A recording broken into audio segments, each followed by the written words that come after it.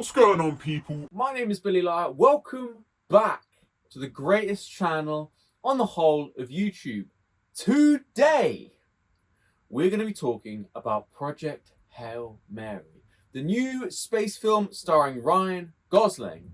Oh boy, was I excited to go and see this. And oh boy, did I kind of think the title was a bit meh when I first heard it. Project Hail Mary doesn't really hit like Interstellar or 2001: A Space Odyssey. it sounded a bit shit. That was the only thing holding me back. But I thought eventually, we'll go and see it. We'll go and see it. I didn't like the marketing too much either.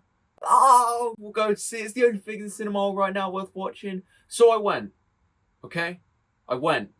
I endured a slow 10 minutes, maybe. A slow opening 10 minutes.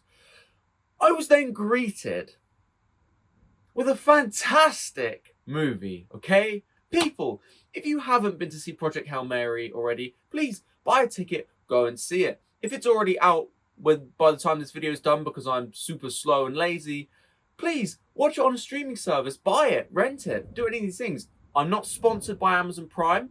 You should go and watch it though, okay? This film is one of the most positive and hopeful speculative movies I think I've ever seen.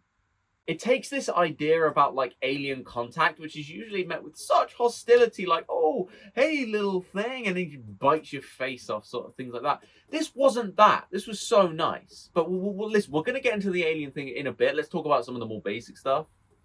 Really, I like to break these videos down into sort of the pros and the cons, but I think we're going to do a bit of a glaze session here first and just talk about why this movie's nice and why it's so refreshing. Ryan Gosling is a very aesthetically pleasing person, okay? I'm not gay. I don't mean to be gay when I say that, nothing wrong with being gay. I'm not gay, though. He's a very good-looking dude. Space is also a pretty good-looking place, so I feel like you put a model-looking kind of dude on the background of space. Visually, you're always going to be in for a little bit of a treat. There's a lot of stars, there's a lot of planet shots and stuff like that. It just looked very, very nice, paired with some really good coloring as well. I'm really big on the whole coloring thing. I went and saw Wuthering Heights a couple months back. Never made a video on it because apparently I have no idea how to be a film critic or anything like that. I was struck in that by sort of the real brightness of the colours and how colour can really take on its own life in a movie. And I think to a certain extent it really did with this. Even to the point where I feel like at times they would suppress the colour to then really explode it a few minutes later to make you go, wow, look how good Ryan the Hottie Gosling looks next to that big planet and everything's now going red and woo. I'm going to put that moment on screen now. So otherwise I'm going to look a bit fucking crazy. And if you haven't just seen a moment go on screen there, I couldn't find it. I'm not sort of hallucinating some strange drug trip movie moment. Project Hail Mary was also neat because it had a pretty interesting story. I saw it a month ago, but I'm pretty sure the story was the sun's energy is being depleted by this strange thing that's sucking the life out of it. It's all going to Venus or something. But the thing is, this is happening to all of the stars in the sky.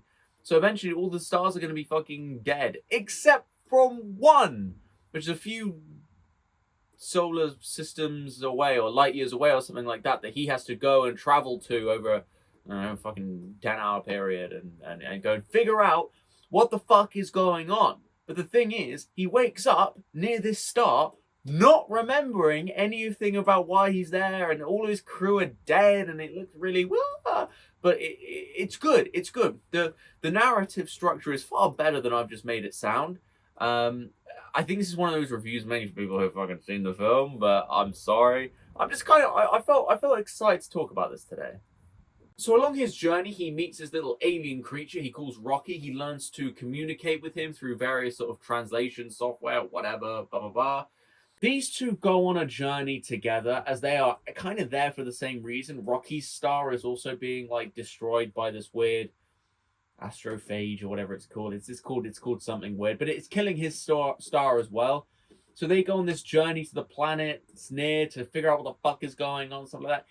It's a really cool, like, classic adventure story taking place obviously a little bit in the future, but in the vast arena of space. You have Pretty old Ryan Gosling. I'm not gay though. You have this little ball of rocks thing moving around. It's so wholesome, and this movie has this incredible way of getting you so invested in this, like, what is actually like a puppet creature. He's like a puppet, but my God, you start to care. You really do. You really start to just care. There's a moment of real, spoilers, self-sacrifice from this Rocky character, and I'm going to be honest. Look at me. Good looking, muscular, 6'2". I was crying, okay? I was crying in the cinema, okay? It takes a lot, but I was sort of next to my girlfriend. Bad bitch. I'm usually there.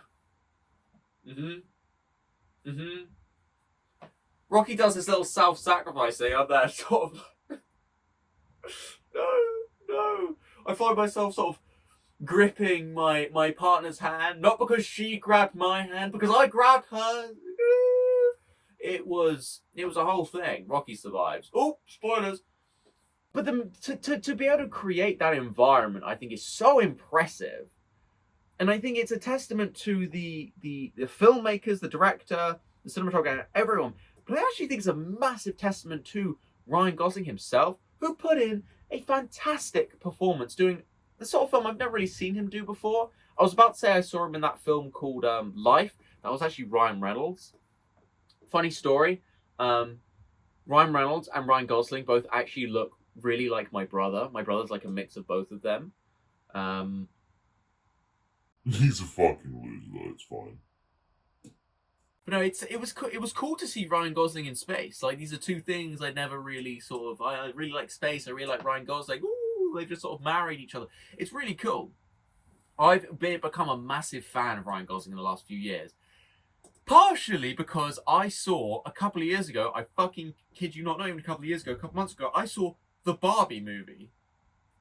Side note, what a fucking underrated movie. We're going to probably talk about that next time, hopefully, because boom, that was a cool movie. I'm not gay, though. I guess I should probably move on to the negatives, as I know I haven't really broken this down very well, but I'm just sort of one of these videos where I'm pretty just excited about to talk about the topic, so I'm just going to fucking talk about it anyway, you know? Negatives.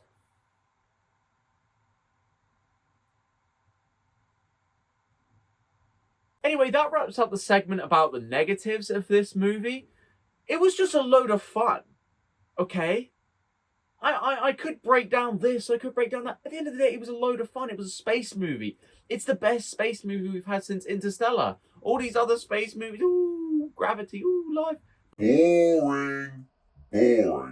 Give me Project Hail Mary. Give me something a little bit less realistic, you know?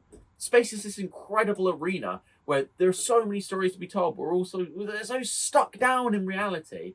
This sort of thing could happen, probably won't happen, but it was so interesting because when we want to get away from this world, sometimes we look up to the stars, okay? I can't go to those other stars. But Ryan Gosling can in this movie. I don't care. Woo, speed of light limits. I don't fucking care. It's cool, alright? It's cool, and it was a really fun movie, and I really hope Ryan Gosling makes more films like this. I don't think this film necessarily needs a sequel. The story kind of completed. But as I said, please go and see it. It's a load of fun, okay? Is that not what we're here for at the end of the day? Anyway, people, this has been a review. But this has been like a passion project, kind of, you know? I feel like you feel my passion seeping through the screen right now. Seeping was an interesting word to use there. Without further ado, I'm probably going to take my leave now. What are we going to give this film? I'm going to give this film an 8.5 out of 10. Sorry. 8.5 out of 10. It was pretty deep. It wasn't quite, like, deep enough necessarily to be, like, a 10. Maybe we'll give it a 9. Maybe we'll give it a 9. It did really well, and it was so much fun. And Ryan Gosling was awesome. And He was pretty much the only person in it, really. There was a couple other cast members, but he was the main guy. A lot of fun. 9 out of 10. Would I go and see it again? Yes, I would. Chat. I have love for you all. Thank you for being here. If you're new here, subscribe. And if you're new here, subscribe. Thank you everyone for watching. Billy Liar is about to get in a rocket and fuck off to the stars because I think our sun is being depleted. And I hope I don't meet a little alien on the way. And I hope I don't come back looking like Ryan Gosling. Ciao.